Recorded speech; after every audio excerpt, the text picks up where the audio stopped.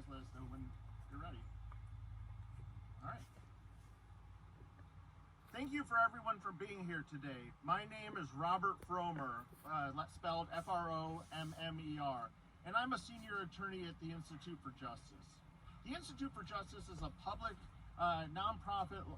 interest nonprofit law firm that has fought for people's constitutional rights for over 30 years. And in fact, we sued the city of Norfolk when it violated Central Radio's First Amendment rights, and we won that case going all the way up to the Supreme Court.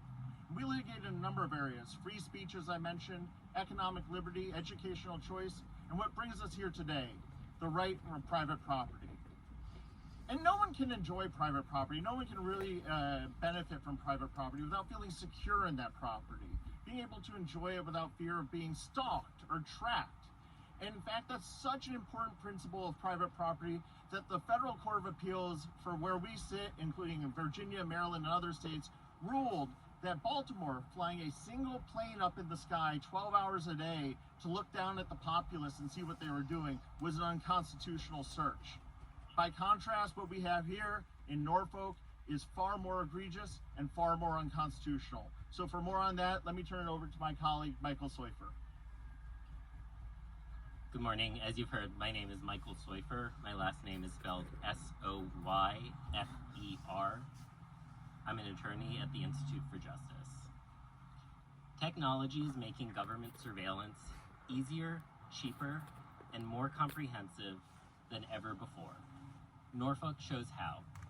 The police department partnered with a tech company called Flock Safety to blanket the city with 172 advanced automated license plate reader cameras.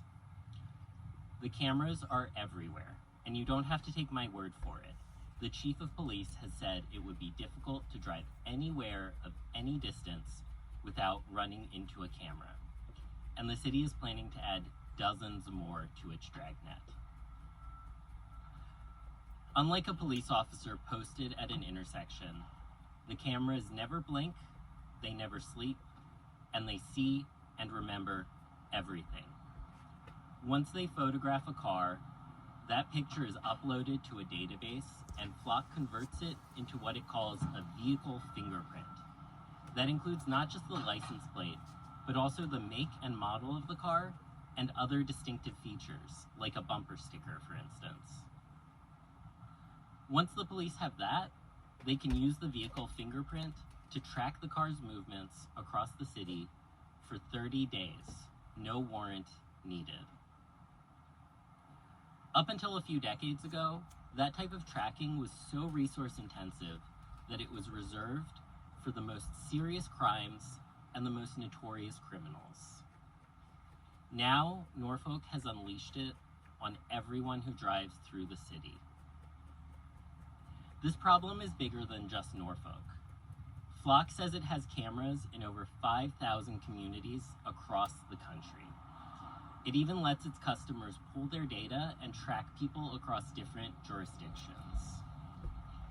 It brags that it has something like 1 billion license plate reads per month. Our clients are ordinary people who don't want to live their lives in a fishbowl, knowing that the government is always watching everything they do, everywhere they go. That's why they've partnered with the Institute for Justice to bring this lawsuit and restore the rights of people like them who drive through Norfolk every day. Thank you. With that, we'll take any questions.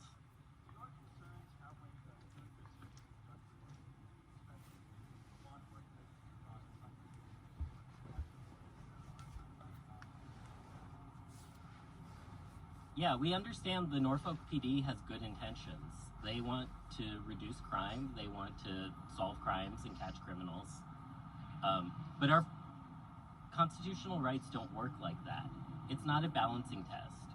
We have these rights, and even if there are good intentions behind violating them, it doesn't matter.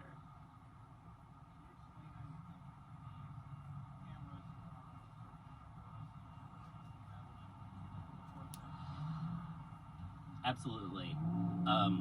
A search, it's A common everyday word, what's a search? It's investigative conduct. It's looking for something to discover something. And that's what the police are doing. They've put 172 cameras throughout the city to track people as they move around, so they have this database that they can use to solve crimes. Beyond that, the Supreme Court has said we have a reasonable expectation of privacy in our day-to-day movements. And it's upheld that in a number of cases now. And these cameras violate that expectation of privacy. Can you explain the legal argument for your clients where they are not necessarily plaintiffs who have suffered injury or loss? Specifically, the argument is that there is a potential that their information could be accessed or violated, but they didn't. Nothing happened as the subproduct, the consequence of these cameras. They did suffer an injury. They lost their Fourth Amendment rights. Our client, Lee, has multiple slot cameras just outside his neighborhood. They see him every time he leaves his neighborhood. If he goes one way, they can infer he's picking up his daughter from school. If he goes another way, they can infer that he's going to church or to the shooting range. Crystal drives through the downtown tunnel every day. She drives around Norfolk visiting friends and family. She is a home health care provider. She drives elderly patients around Norfolk, sometimes to sensitive locations, frankly, like doctor's offices. All of that is being captured on camera. All of that is being logged in a government database. And all of it is available for any police officer on the force to access at any time without a warrant. The injunctive relief that you're asking for, so is it for the police department to, I see that you want photos and images deleted, right? But is it just the permanent stopping usage from the police department of block cameras? Do you want them to see, like, what is the ultimate relief that you're seeking? Yes, that's correct. We're asking for an injunction that requires the police department to stop operating the cameras and to delete all of the data that they have collected to date. I know you said it's the Supreme Court case you're talking about, but do you think people expect that they're in public and there might be cameras? Everybody's cell phone has a camera, so really an expectation of privacy day-to-day life when you're out on the street. There is an expectation of privacy in the whole of your movements. Random people have cameras. They might film something you do here or there. You might get caught on a security camera at the grocery store and then one across town at a parking garage. Those are all kind of separate pieces. What's happening here is a single system operated by the government, tracking people's movements systematically and connecting them in a database that any police officer can access at any time to go back in time and see where you were over the last 30 days. And that's different from just these isolated, public recordings on surveillance cameras or phones. Would you be able to distinguish lawsuits that attach red light cameras, which have been become a little bit common in this area? There's over two in the last year or so. Very, obviously a little bit different, but it still deals with the overarching theme of cameras see vehicles in cases where they may not necessarily expect them. What is the relief? Of course, red light cameras are different. A red light camera only snaps a picture when you go through a red light. It doesn't snap a picture of every car that goes past. And at least as far as we know, the police aren't connecting all of the separate red light cameras in a single database that lets them track movements. They're not used to track movements, they're just used to enforce a traffic law at a single intersection. They take a picture if you pass the red light, they send you a ticket, and it's over. There was a statement from Block Safety on this lawsuit, and they said that they feel like they have case law that supports their use. I don't know if we know the whole thing, but there's a Fourth Amendment case law with well that makes sure that red light distributors not constituting the search within the center. So I'm just hoping you can respond to that. I don't think overwhelmingly is correct. Frankly, Virginia state judge suppressed evidence holding that the system was a dragnet. The Massachusetts Supreme Judicial Court has actually also explained how license plate reader cameras can become a dragnet that violates people's Fourth Amendment rights.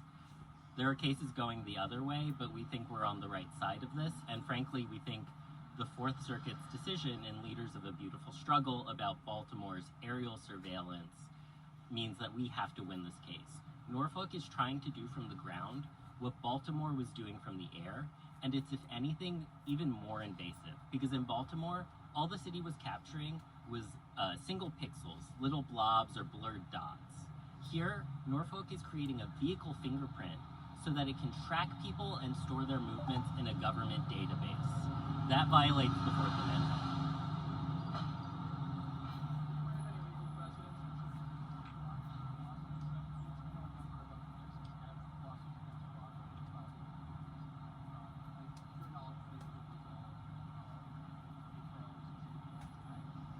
I'm not aware of any specific cases involving flock, other than I believe a Virginia court suppressed evidence in a criminal case because it held that the flock cameras in Norfolk were a dragnet search in violation of the Fourth Amendment.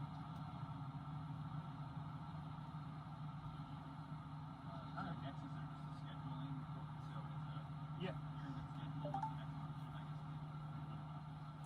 guess? Nothing has been scheduled.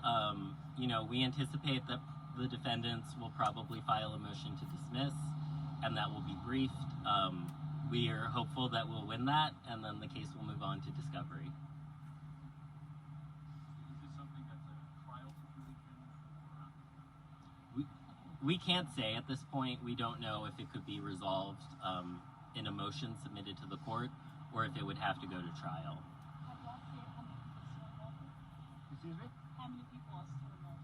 We have 2 clients. We have 2 clients, but this is on behalf of everyone in the city. We're trying.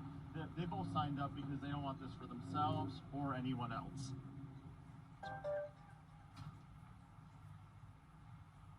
All right. Well, okay.